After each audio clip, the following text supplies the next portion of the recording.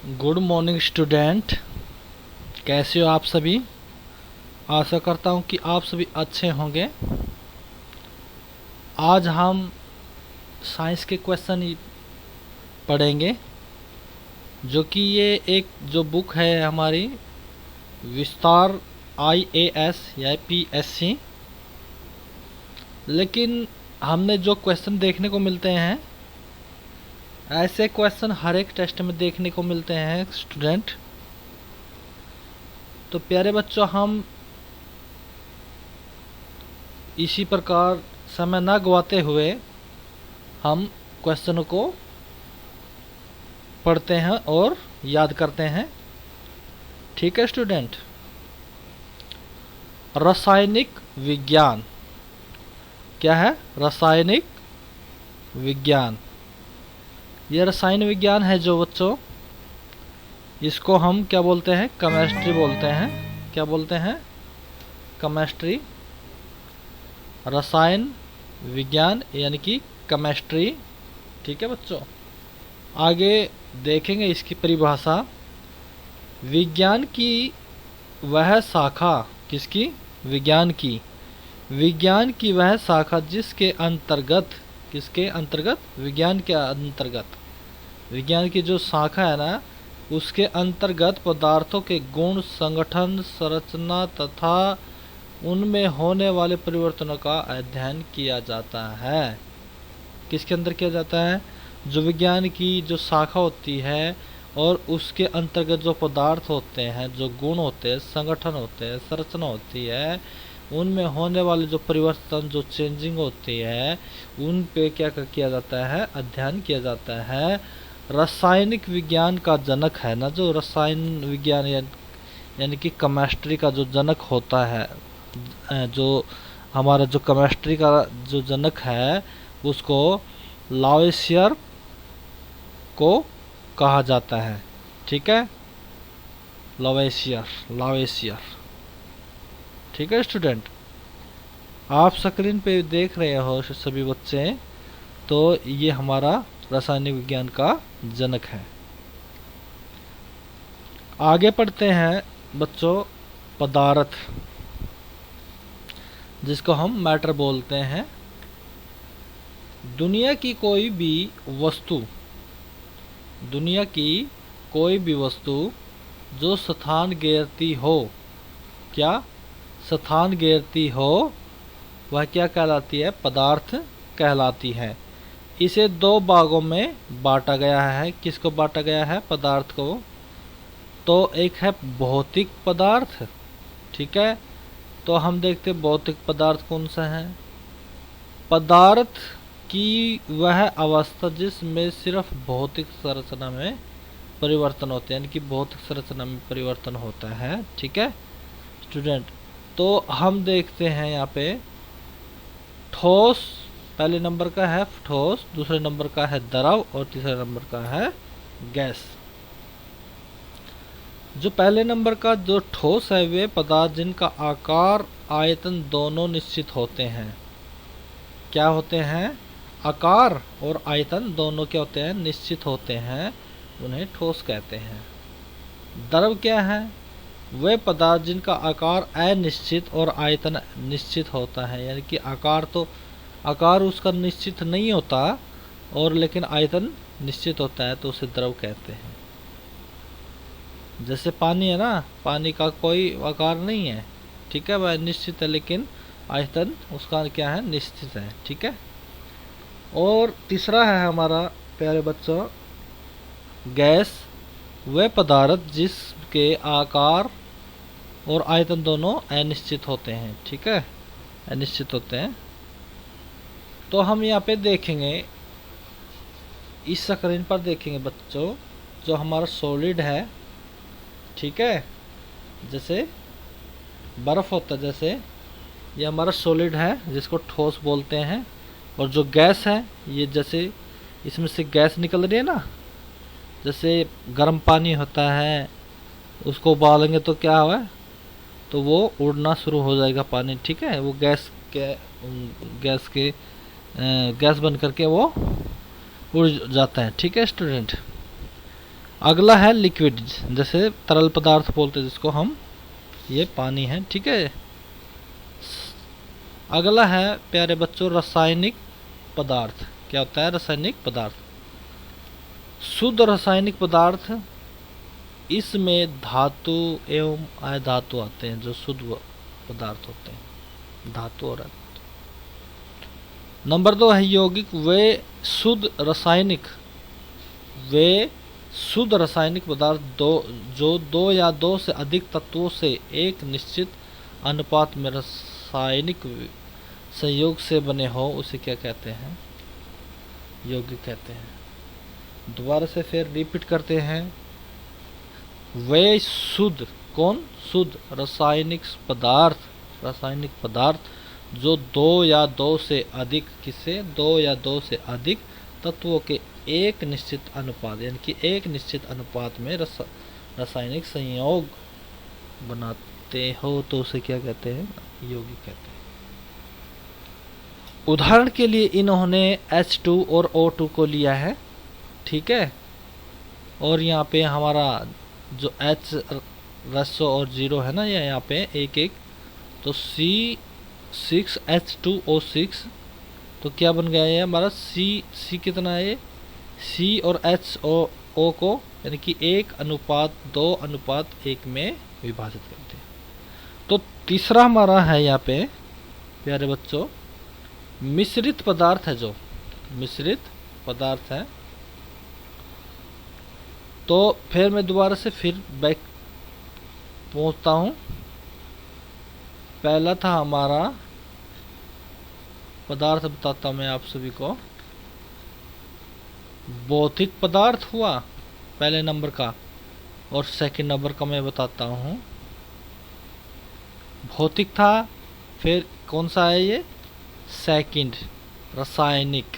पहले भौतिक आया, फिर रासायनिक आया पदार्थ, और तीसरे को भी हम देखेंगे फिर मिश्रित पदार्थ, ठीक है। मिश्रित पदार्थ क्या होते हैं? वे रासायनिक पदार्थ जो दो या दो से अधिक तत्वों के एक अनिश्चित अनुपातों में रासायनिक संयोग से बने हो, उन्हें क्या कहते हैं? मिश्रित पदार्थ कहते हैं। अब यहाँ पे हम पढ़ेंगे प्यारे बच्चों एसिड। एसिड क्या है? अम्ल वे यौगिक है। क्या है? अम्ल वे यौगिक पदार्थ है जिनमें हाइड्रोजन, क्या है? अम्ल वे यौगिक पदार्थ है जिनमें हाइड्रोजन प्रतिस्थापन के रूप में उपस्थित रहता है। कौन रहता है? हाइड्रोजन। ये अम्ल स्वाद में कैसे लगते हैं? खट्टे होते हैं। हमने प्यारे प्यारे बच्चों 6ठी 7वीं 8वीं से हमने पढ़ना सीखा है कि अम्ल स्वाद में कैसे लगते हैं? खट्टे लगते हैं। 6ठी क्लास 7वीं क्लास में हमने साइंस की बुक में पढ़ा है, तो अम्ल हमारे स्वाद में कैसे लगे? खट्टे लगे। इसका pH मान कितना होता है? 7 से कम होता है, और ये नीले लिटमस पेपर को लाल में परिवर्तित कर देता है। लाल लिटमस यानी कि नीले लिटमस पेपर को किस में कर देता है? ये नीले को लाल में बदल देता है। अम्ल जल में घुलकर हाइड्रोजन आयन देते हैं। क्या देते हैं? हाइड्रोजन आयन देते हैं। उदाहरण के तौर पे HCl यानी कि हाइड्रोक्लोरिक एसिड है, तो इन्होंने क्या किया? H2O H प्लस में H और कैल्शियम, जो ये जो हमारा Cl माइनस लिया या इन्होंने, ठीक है। यहाँ पे ये मिला हमें, और उसके बाद जो हमारा सेकंड पार्ट है प्यारे बच्चों H2OSO4, यानी कि H2OSO4 है हमारा, यहाँ पे सल्फ्यूरिक अम्ल है, एसिड है H2OSO4, और 2 प्लस में 2H प्लस मिला हमें, प्राप्त हुआ यहाँ पे। तो तीसरा है CH3, और उसके बाद COOH, और उसके बाद में CH3 और COO माइनस प्लस में H, जो प्लस है हमारा यहाँ पे हमें प्राप्त हो। तो ये हमारे अम्ल के जो घुलनशील होते हैं जल में, इनके उदाहरण थे। उसके बाद में हमारा अक्सार हुआ जिसे बेस कहते हैं। बेस, हमने अम्ल को क्या बोला एसिड, और इसको बेस बोलेंगे। ऐसा यौगिक जो अम्ल से प्रतिक्रिया करके, किससे प्रतिक्रिया करेंगे, ये अम्ल के साथ में करेंगे प्रतिक्रिया, लवण एवं जल देते हैं। अम्ल के साथ में तो इन्होंने प्रतिक्रिया की, लेकिन देते क्या है, लवण एवं जल देते हैं। तथा जल में घोलने पर हाइड्रोक्साइड, जल में जैसे हम घोल दिया अक्सार को और प्रतिक्रिया जो हुई थी, तो क्या प्राप्त हुआ था, हमें लवण और जल प्राप्त हुआ। उसके बाद जल में जो घोलने के बाद में किसको, अक्सार को हाइड्रोक्साइड यानी कि OH- आयन देते हैं। ये स्वाद में कड़वे होते हैं, लेकिन वो कैसे होते हैं स्वाद में, अम्ल ये खट्टे होते हैं लेकिन ये कड़वे होते हैं, उसके विपरीत होता है। ठीक है, pH मान उसका कम होता है, 7 से कम होता है, लेकिन इसका अधिक होता है अक्सार का। ठीक है प्यारे बच्चों, आगे की तरफ देखेंगे हम। ये लाल लिटमस को नीले में बदल देते हैं, लेकिन वो नीले को किसमें, लाल में परिवर्तित कर देते हैं। ये एक दूसरे के अपोजिट है पॉइंट। उदाहरण के तौर पर यानी कि साबुन है NaOH यानी कि सोडियम हाइड्रोक्साइड, तो हमें यहाँ पे H2O और Na को मिलाकर OH- प्राप्त हुआ यहाँ पे।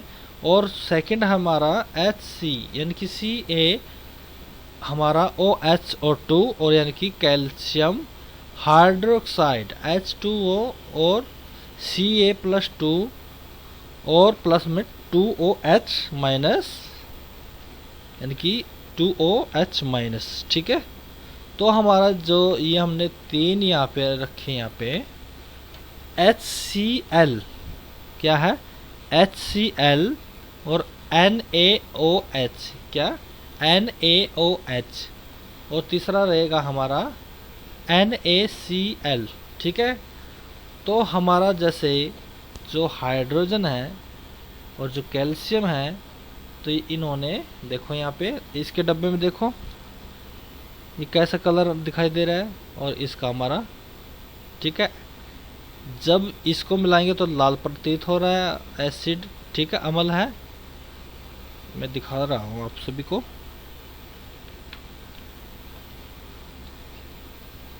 नीले को लाल में परिवर्तित किया और ये लाल को नीले में परिवर्तित कर दिया। ठीक है, और ये साल्ट हमारा यहाँ पे प्राप्त हो रहा है यहाँ पे। ठीक है स्टूडेंट, तीनों के अलग अलग है यहाँ पे देखो।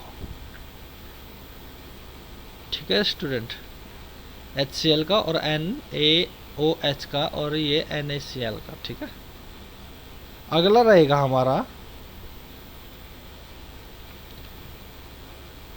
Arrhenius concept. इसके अनुसार अम्ल एक ऐसा यौगिक है जो जल में घुलकर H+ यानी कि हाइड्रोजन देता है। अम्ल एवं अक्सार को पहचानने के लिए 2 अन्य सिद्धांत हैं। कौन कौन से हैं? नंबर 1 है ब्रोंस्टेड लोवरी कॉन्सेप्ट और दूसरा है हमारा लोविस कॉन्सेप्ट। यानी कि लवण है जो, क्या है, लवण है जो अम्ल एवं अक्सार के, अम्ल है जो और अक्सार कौन, लवण है ना, जो लवण की बात चल रही है यहाँ पे प्यारे बच्चों।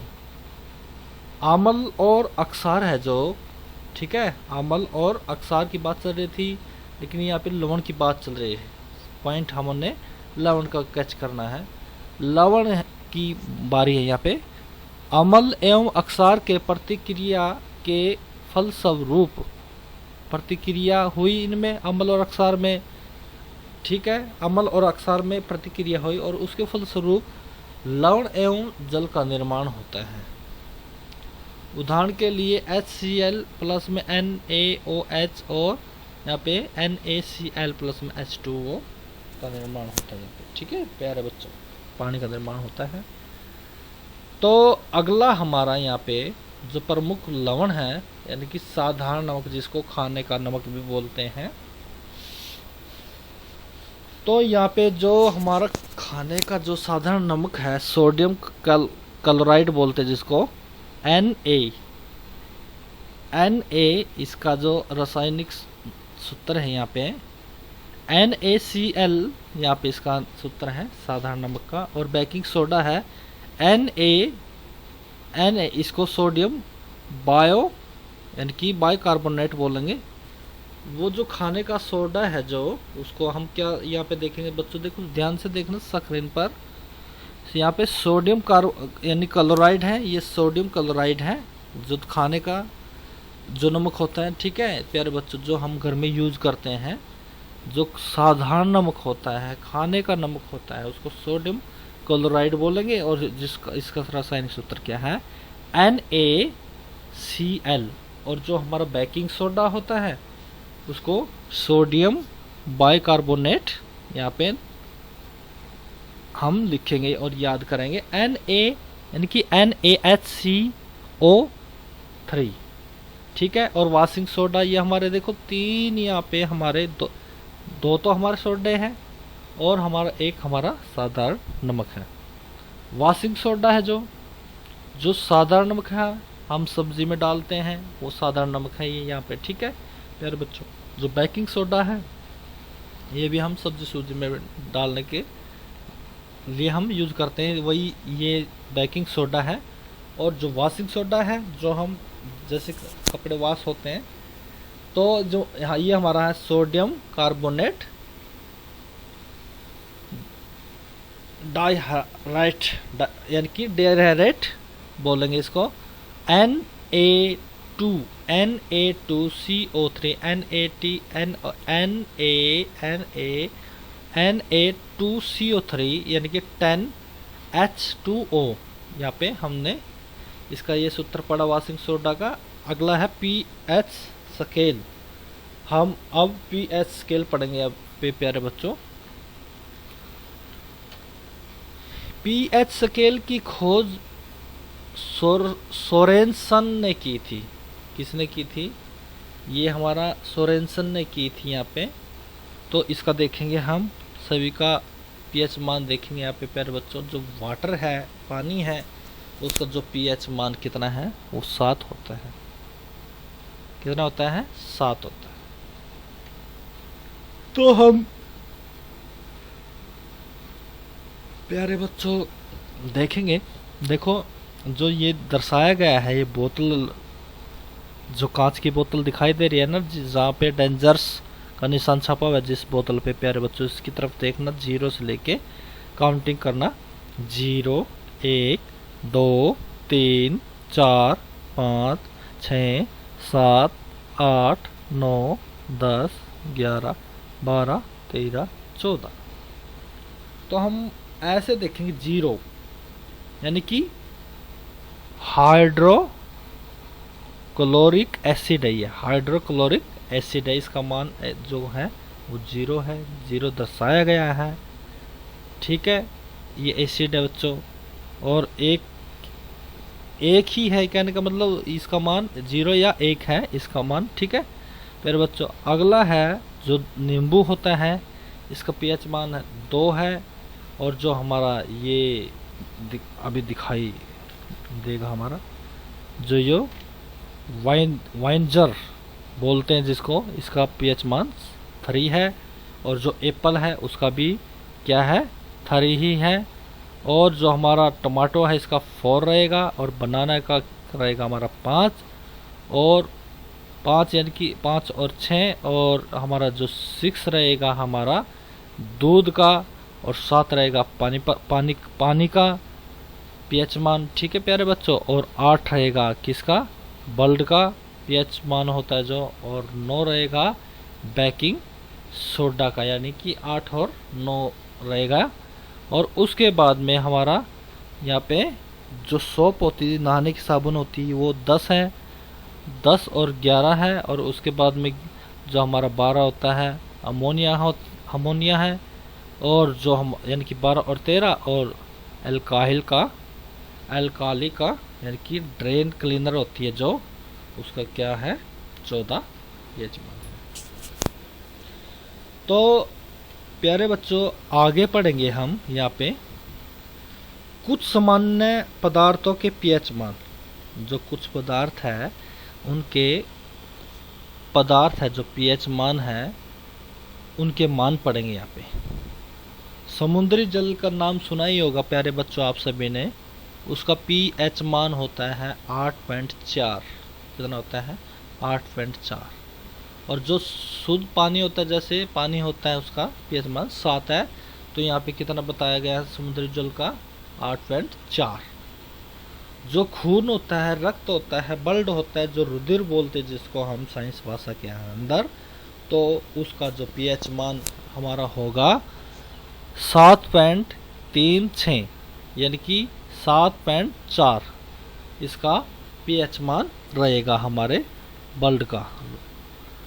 तो हमारा जो लार होती है, लार, ठीक है, हमारे शरीर के अंदर जो मुंह के अंदर लार होती है उसका pH मान होता है 6.4, यानी कि 6.4 होता है प्यारे बच्चों। दूध का pH मान होता है 6.35, इसका pH मान होगा दूध का। और जो यूरिनल होता है, यूरिन यानी कि इस जो मूत्र होता है, पेशाब होता है, उसका pH मान कितना होता है? 6 होता है। अल्कोहल का मान होता है 2.8, यानी कि 2.8 होता है। और नींबू का होता है 2.2। तो हम यहाँ पे देखेंगे प्यारे बच्चों इस लाइन को, ज़्यादा अम्लीय पदार्थ होते हैं, जो ज़्यादा अम्लीय पदार्थ दांतों की एनिमल प्रोटीन को गला देते हैं, जिसमें दांत खराब हो जाते हैं। ठीक है प्यारे बच्चों, जो पदार्थ होते हैं, जो अम्लीय पदार्थ होते हैं, वो क्या करते हैं, जो दांत के जो ऊपर का जो एनिमल होता है प्रोटीन को क्या करते हैं, वो गला देते हैं, दांत और खराब हो जाते हैं। तो कुछ प्राकृतिक अम्ल हैं यहाँ पे देखेंगे हम, जिसको टमाटर बोलते हैं। टमाटर को ऑक्सालिक एसिड बोलते हैं। ऑक्सालिक एसिड यानी कि COOH, इसका रासायनिक हमारा ये सूत्र रहेगा। और लाल चोटी यानी कि फॉर्मिक एसिड है यहाँ पे, HCOOH यहाँ पे इसका रासायनिक नाम रहेगा। और सूत्र है यहाँ पे रासायनिक नाम, तो ये है जो सेंटर वाली लाइन हो रही है, हमारा सूत्र था। सिरका है हमारा एक्टिक एसिड यानी कि CH3COOH यहाँ पे इसका नाम रासायनिक सूत्र रहेगा। और खट्टे पदार्थ होते हैं जो कि साइट्रिक एसिड होते हैं, जैसे इमली है, टार्टरिक एसिड होते हैं। खट्टे पदार्थ होते हैं ना, जो वो साइट्रिक एसिड होते हैं। इमली होती है, टार्टरिक एसिड होते हैं। और एप्पल होता है जो वो मैलिक एसिड होता है। और जो कोल्ड ड्रिंक होती है, हमारी ठंडा होता है, उसमें कार्बनिक एसिड होता है। वसा के अंदर सेट्रिक एसिड होता है, यानी कि सेट्रिक एसिड होता है वसा के अंदर। और जो दही होती है उसके अंदर लैक्टिक एसिड होता है। तो प्यारे बच्चों, जो अमरूद होता है उसके अंदर टार्टरिक एसिड होता है। और जो कोल्ड ड्रिंक होती है उसमें CO2 भरी जाती है, यानी कि कार्बन डाइऑक्साइड गैस भरी जाती है। H2O प्लस, यानी कि H2O क्या होता है? पानी होता है, और प्लस में कार्बन डाइऑक्साइड। तो यह हमारा हाइड्रो क्या बन गया? ये हमारा हाइड्रो H2O और पानी मिला दिया यहाँ पे है, तो H2CO3 यहाँ पे प्राप्त होता है। तो आगे की तरफ देखेंगे हम, परमाणु जो संरचना है, एटॉमिक स्ट्रक्चर बोलते हैं जिसको, परमाणु क्रमांक है जो किसी परमाणु, कोई भी परमाणु है, ठीक है, कोई भी परमाणु है के नाभिक में उपस्थित प्रोटॉन है, जो नाभिक में, परमाणु के नाभिक में क्या है प्यारे बच्चों, उपस्थित प्रोटॉनों की संख्या, परमाणु की जो जो यानी कि परमाणु के जो नाभि होती है, जो नाभिक में उपस्थित प्रोटॉन की परमाणु यानी कि संख्या होती है, परमाणु संख्या क्रमांक, परमाणु, दोबारा से मैं फिर रिपीट करता हूँ, जो हमारा यहाँ पे परमाणु क्रमांक होता है, किसी परमाणु क्रमांक की बात चल रही है प्यारे बच्चों, क्योंकि यहाँ पे परमाणु संरचना की बात चल रही है, तो परमाणु क्रमांक है जो किसी परमाणु के नाभिक में उपस्थित प्रोटॉन होते जो उस की संख्या, परमाणु क्रमांक है ना, जो परमाणु संख्या कहलाती है। समझ में आ रहा है? दोबारा से मैं रिपीट बोलता हूँ, वो जैसे परमाणु है, परमाणु के नाभिक है, नाभिक में जो उपस्थित है, उपस्थित कौन है, प्रोटॉन है, प्रोटॉनों की क्या है, संख्या है ना, जो प्रोटॉनों की संख्या, तो परमाणु क्रमांक, परमाणु संख्या कहलाती है। ठीक है प्यारे बच्चों, अगला है परमाणु भार। परमाणु के नाभिक में उपस्थित प्रोटॉन और न्यूट्रॉनों की संख्या है ना, जो उसमें तो जो हमारा परमाणु क्रमांक के अंदर सिर्फ क्या थे, प्रोटॉन थे, लेकिन जो हमारा यहाँ पे परमाणु भार दर्शाया गया यहाँ पे, तो प्यारे बच्चों इसमें क्या है, प्रोटॉन और न्यूट्रॉन दोनों है। ठीक है, परमाणु भार के अंदर क्या है, हमारा प्रोटॉन और न्यूट्रॉन की संख्या यहाँ पे भार कहलाएगी। तो अगला हम देखेंगे यहाँ पे प्यारे बच्चों, ये हमारा जो यहाँ पे दर्शाया गया है, जो प्रोटॉन है हमारे वो 6 हैं, तो जो हमारे न्यूट्रॉन है वो भी हमारे 6 हैं यहाँ पे, और जो जैसे ये हमारा कार्बन एटम है, ठीक है प्यारे बच्चों, ये कार्बन एटम है, जैसे इलेक्ट्रॉन है, प्रोटॉन और न्यूट्रॉन है। ठीक है, तो जो सिंबल दर्शाया गया है ग्रीन कलर का, ये इलेक्ट्रॉन दर्शाए गए हैं, ये देखो इलेक्ट्रॉन है, और जो हमारे प्रोटॉन है ये हमारे ब्लू कलर के हैं, और जो रेड से कलर के दिखाई दे रही है हमारे न्यूट्रॉन है। तो हम पहले यहाँ पे देखेंगे, पहली जो पट्टी है यानी कि यहाँ के अंदर की देखेंगे, इस पे दो कितने इलेक्ट्रॉन है, 2 इलेक्ट्रॉन है, और बाहर की जो पट्टी है वहाँ पे 4 है, यानी कि टोटल 6 इलेक्ट्रॉन हुए यहाँ पे। और जो हमारे अंदर की जो पट्टी है यहाँ पे, तो यहाँ पे भी हमारे 6 हमारे क्या दर्शाए गए हैं, न्यूट्रॉन, और 6 हमारे प्रोटॉन हैं। तो प्यारे बच्चों आगे देखते हैं हम 11 Na23 यानी कि परमाणु क्रमांक है 11 है यहाँ पे, और जो परमाणु भार है जो 11 है यहाँ पे, 11 था जो पहले, वो क्या है यहाँ पे, परमाणु क्रमांक है, क्या है, परमाणु क्रमांक है यहाँ पे।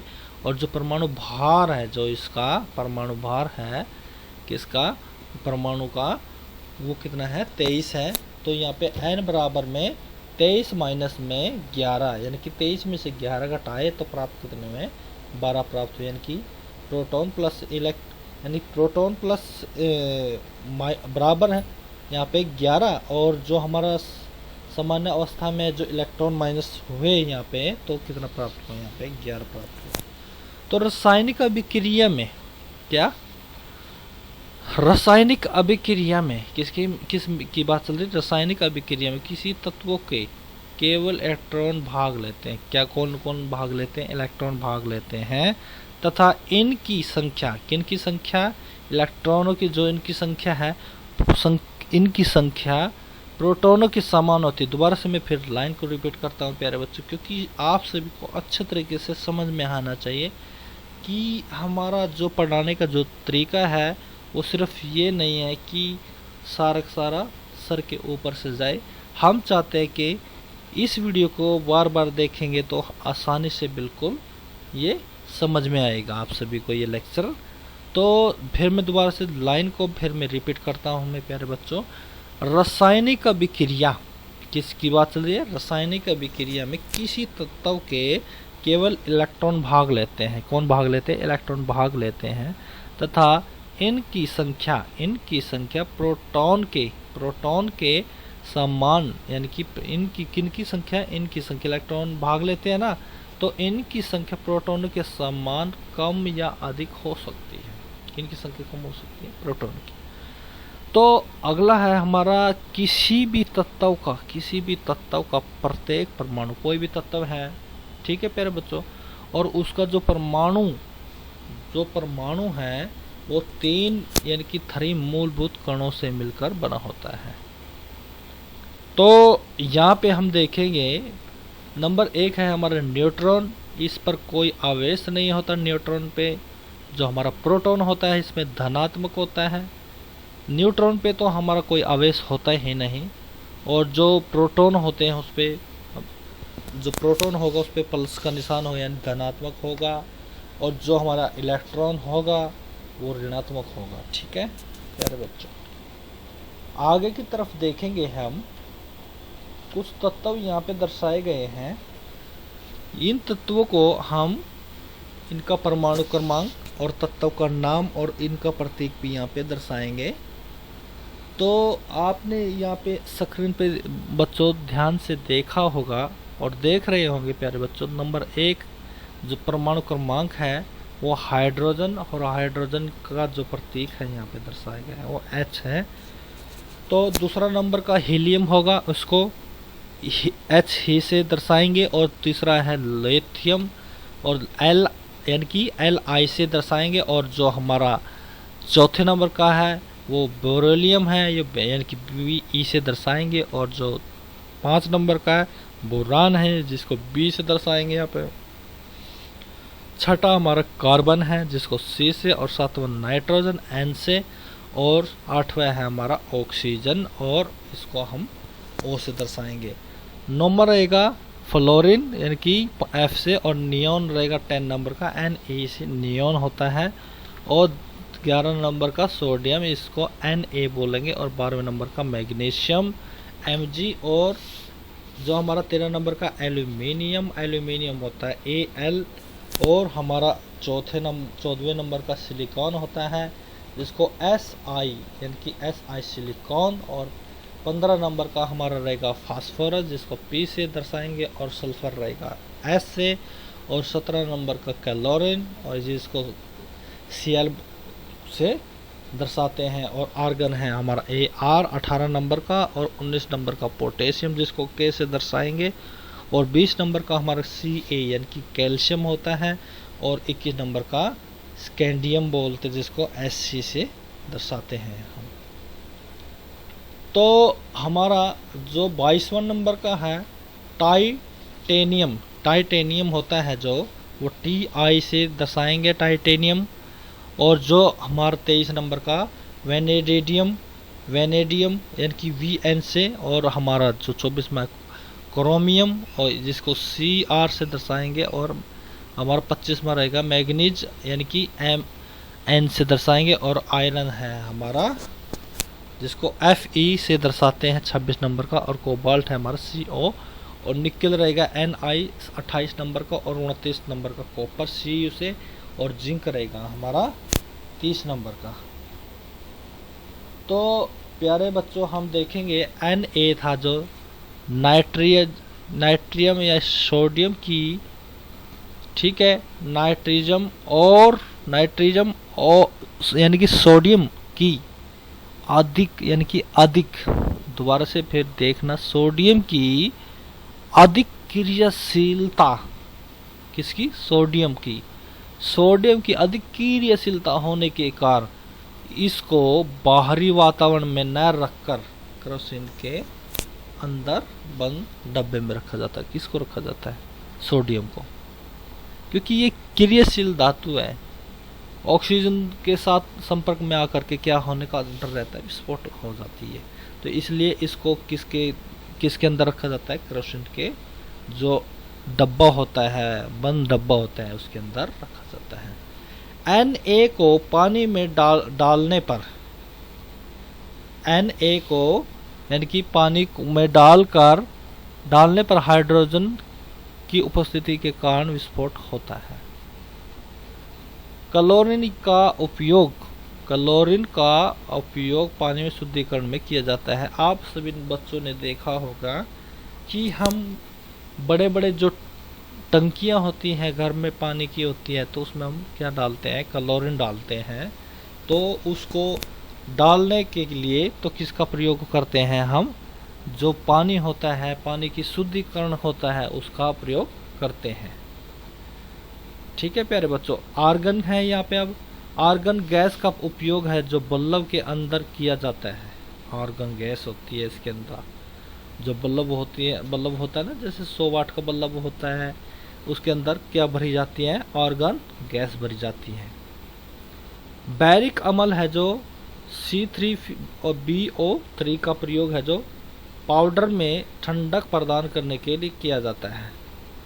बोरिक अम्ल होता है, वो कौन सा अम्ल होता है प्यारे बच्चों, बोरिक अम्ल होता है, जो पाउडर होता है हम घर में यूज करते हैं, वो ठंडक प्रदान करता है, उसमें किया जाता है बोरिक अम्ल का।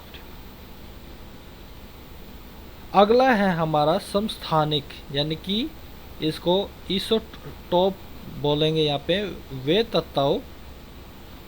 तत्व जिनका परमाणु क्रमांक एक समान और परमाणु भार अलग अलग होता है, समस्थानिक कहलाते हैं। उदाहरण के तौर पर एक H यानी कि 1 है, और एक H2 है, और एक H3 है। यहाँ पे प्रोटियम है, डेटोरियम है और ट्रेटियम है यहाँ पे। तो ये जो डेटोरियम है, इसका उपयोग भारी जल बनाने में नाभिकीय रिएक्टर में होता है। और जो समभारिक होता है वह तत्व जिनमें परमाणु क्रमांक अलग, परमाणु क्रमांक है जो क्या होता है, वे तत्व जिनमें परमाणु क्रमांक अलग तथा परमाणु भार एक समान होता है। तो उदाहरण के तौर पे यहाँ पे 18 आर्गन के जो 40 है यहाँ पे, और जो पोटेशियम है यहाँ पे हमारा 19 का 40 है, और यहाँ पे कैल्शियम है यहाँ पे 20 का जो 40 है यहाँ पे दर्शाया गया है यहाँ पे। तो इन्होंने ये उदाहरण यहाँ पे दर्शाया गया है। सम न्यूट्रॉनिक यहाँ पे वे तत्व जिसमें न्यूट्रॉन की संख्या एक समान होती है, सम न्यूट्रॉनिक कहलाते हैं। उदाहरण में यहाँ पे दर्शाया गया है एक H3 यानी कि न्यूट्रॉन 1 यानी कि 3-1 यानी कि 3 में से एक घट के आ गया तो 2 रह गए। यहाँ पे 2H यानी कि हीलियम था 4, और न्यूट्रॉन है हमारा 4 में से 2 गया तो 2 हमारा यहाँ पे प्राप्त हुआ। सम इलेक्ट्रॉनिक होते जो वे तत्व जो तत्वों के आयन जिनमें इलेक्ट्रॉन को संख्या एक समान होती है, तो क्या कहलाते हैं। दोबारा से लाइन को पढ़ता हूं मैं फिर। वह प्यारे बच्चों, वे तत्व या तत्वों के आयन जिनमें इलेक्ट्रॉनों की संख्या एक समान होती है, तो वो क्या कहलाते हैं, सम इलेक्ट्रॉनिक कहलाते हैं। आगे पढ़ेंगे प्यारे बच्चों हम गैसों का आचरण। यहाँ पे पढ़ेंगे एवोगैड्रोस नंबर है यहाँ पे। किसी गैस के निश्चित दाब, कोई भी गैस है के निश्चित दाब व तापमान से घिरे हुए आयतन में अणुओं की संख्या एवोगैड्रो संख्या कहलाती है। इसका मान 6.023 मल्टीप्लाई यानी कि इंटू कह ले या मल्टीप्लाई एक ही सेम ही बात है, 1026 होता है। 6.03 इंटू 1023 होता है। बॉयज लॉ है, किसी गैस का ताप स्थिर रखने पर उसके द्वारा घेरा गया आयतन, किसी गैस का, कोई भी गैस है का तापमान स्थिर रखने पर, स्थिर हो गई, ठीक है प्यारे बच्चों, गैस वो उसके द्वारा घेरा गया जो आयतन है उस पर लगाए गए दाब में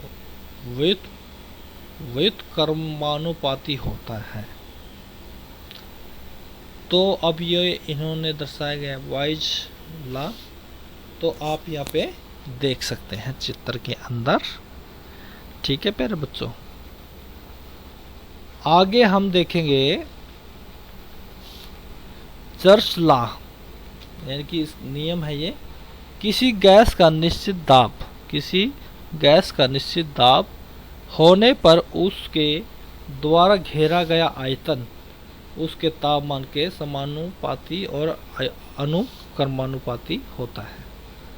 दोबारा से फिर मैं रिपीट करता हूँ।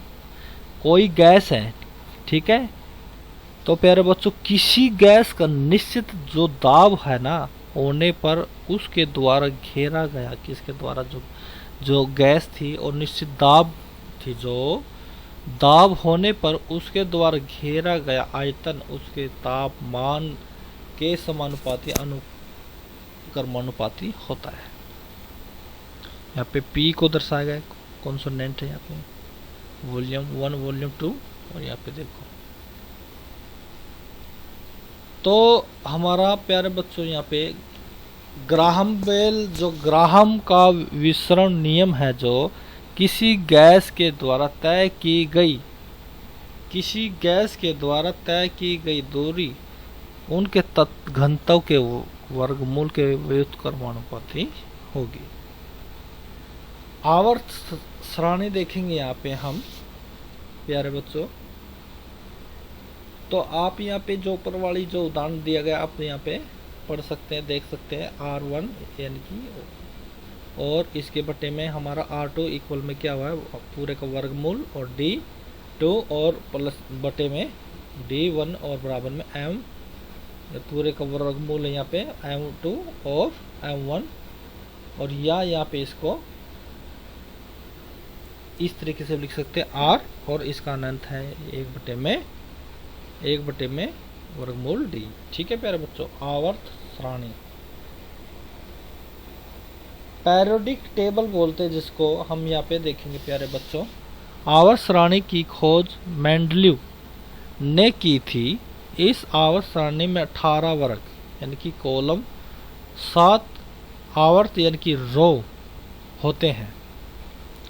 18 तो वर्ग होते हैं इसके अंदर, और 7 लाइन होती है, रो होते हैं।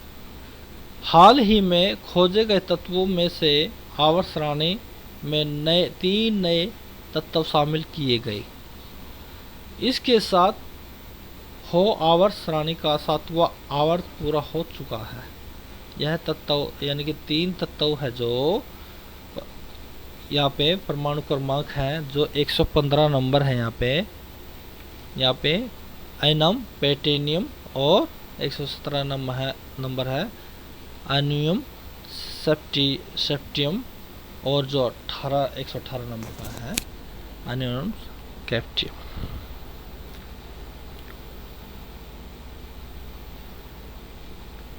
यहाँ पे प्यारे बच्चों ऑक्सीकरण एवं अवकरण के बारे में पढ़ेंगे।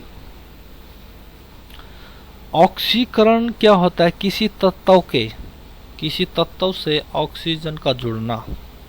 क्या है, किसी तत्व से ऑक्सीजन का जुड़ना, इलेक्ट्रॉन का निकलना तथा धन आवेश संख्या में बढ़ोतरी होना ऑक्सीकरण कहलाता है। एग्जाम्पल है 4Fe प्लस 3O2 और प्राप्त होता है 2Fe2O3।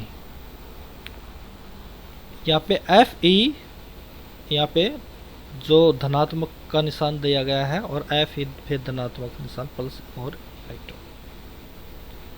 नोट कीजिए लोहे में O2 का जुड़ता आदर्श वातावरण जंग का परिचायक है। जंग लगने के कारण लोहे का भार बढ़ जाता है। क्या हो जाता है, बढ़ जाता है।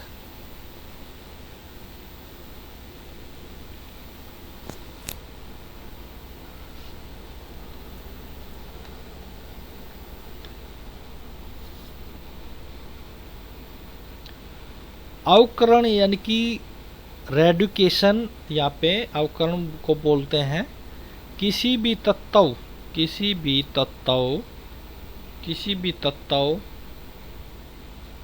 अथवा पदार्थ में से O2 का निकलना। किसका, O2 का निकलना। किसी भी तत्व या पदार्थ में से O2 का निकलना, ऑक्सीजन का निकलना, और इलेक्ट्रॉन का जुड़ना, और धन आवेश है जो उनकी संख्या में कमी होना अवकरण कहलाता है। ठीक है प्यारे बच्चों, ये देखो दर्शाया गया यहाँ पे चित्र।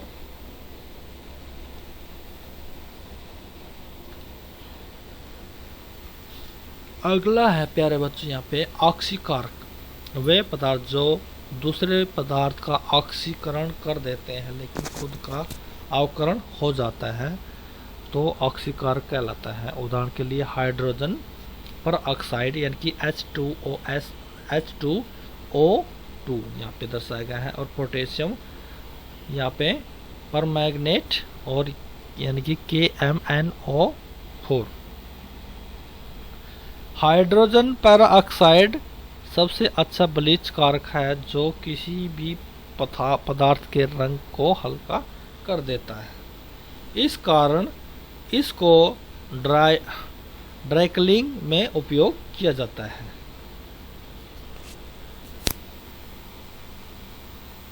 तो अवकारक वे द्रव पदार्थ जो किसी दूसरे पदार्थ का अवकरण कर देते हैं वह स्वयं का ऑक्सीकरण हो जाता है और अवकारक कहलाता है।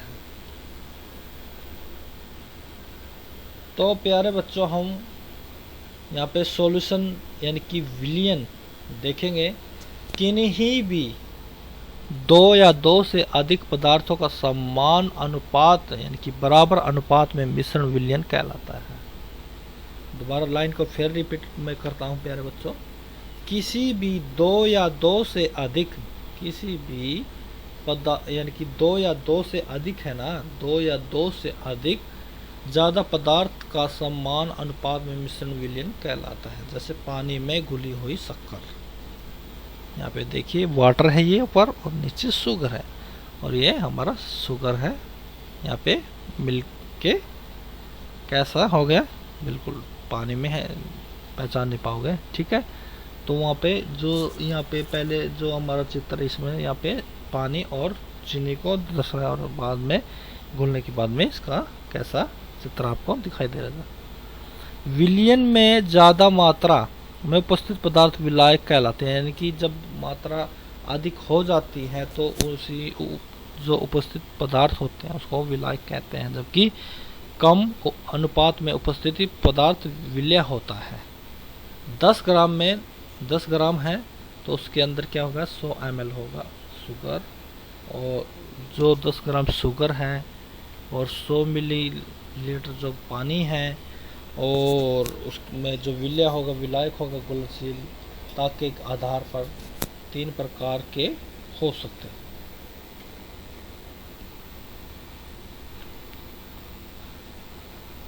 तो प्यारे बच्चों, आगे हम देखेंगे संतृप्त विलयन क्या होते हैं, जिसको स्टैंडर्ड सॉल्यूशन बोलते हैं। किसी तापमान पर यानी कि तापमान की बात चल रही है यहाँ पे प्यारे बच्चों, किसी तापमान पर विलायक में विलय की घुली हुई, किसी तापमान पर विलायक में यानी कि जब कोई भी टेम्परेचर होता है तो उसमें विलायक में विलय की घुली हुई अधिकतम मात्रा में संतृप्त विलयन कहलाता है। एक है असंतृप्त विलयन, अंडरस्टैंडेड सॉल्यूशन। किसी निश्चित तापमान पर विलायक में संतृप्त सतर्क से घुली हुई विलय की कम मात्रा असंतृप्त विलयन कहलाता है।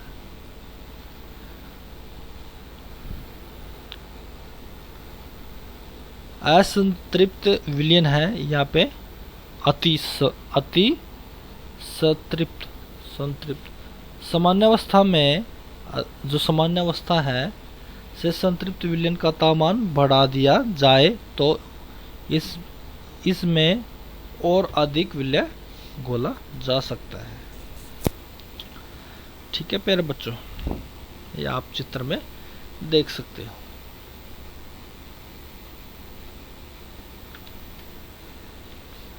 जो मिश्रण के आधार पर है विलयन के प्रकार यहाँ पे देख सकते हैं। ठोस और ठोस को मिलाएंगे तो मिश्रित धातु बन जाएंगे। ठीक है प्यारे बच्चों, और ठोस और द्रव को जब मिलाएंगे, ठोस है और द्रव को मिलाए, शक्कर का पानी में घुलना जैसे ठीक है। पानी क्या है, द्रव है, और ठोस क्या है, चीनी है, ठीक है। तो जब क्या मिल जाएगा तो आपस में ठोस द्रव कहलाएगा। और ठोस और गैस है जो कपूर या वायु में मिलना। अगला है द्रव ठोस, पारे को लेड में विलयन करना। द्रव या द्रव में यानी कि अल्कोहल को पानी में यहाँ पे दर्शाया गया है। द्रव का गैस में, जल वाष्प का वायु में मिलना, ठीक है। अगला गैस और ठोस का धुआं, फॉग का, ठीक है प्यारे बच्चों। और गैस और द्रव का संघनन विधि, और गैस और गैसों का मिश्रण। ये देखो यहाँ पे अब देखेंगे सेल। तो प्यारे बच्चों यहाँ पे थोड़ा सा हम सेल को पढ़ेंगे। सरंग यहाँ पे और नॉर्मल है ये, फिर ये हमारा सोलन है यहाँ पे। Eoin concretions in extracellular space,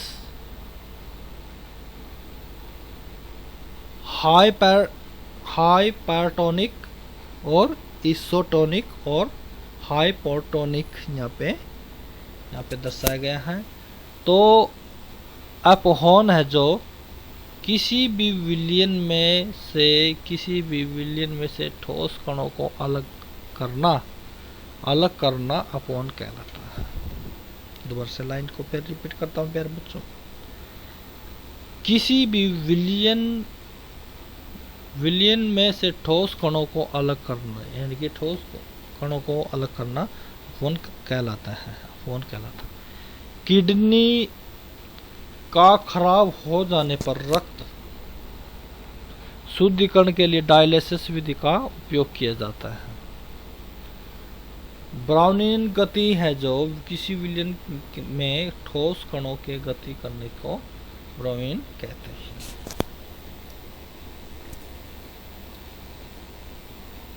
अगला है प्यारे बच्चों यहाँ पे डिंडाल प्रभाव है जो किसी भी विलयन में लंबवत प्रकाश डालने पर उसमें उपस्थिति ठोस कणों का चमकता डिंडाल प्रभाव कहलाता है। बफर विलयन ऐसा विलयन जिसमें पीएच मान तनु करने पर डाइलोट अथवा अम्ल या अक्सर को थोड़ी सी मात्रा में मिलाने पर अपरिवर्तित रहता है तो बफर विलयन कहलाता है। तो इसके उदाहरण हम पढ़ेंगे यहाँ पे प्यारे बच्चों। CH3CO यानी कि OH प्लस में CH3COONA, तो इसका मान pH मान प्राप्त होता है 4.75। अगला है एक्ट्रिक एसिड, यहाँ पे सोडियम है, और जो हमारा यहाँ पे Na4CL है जो यहाँ पे, और NH4OH है यहाँ पे, और इसका 9.25 इसका pH।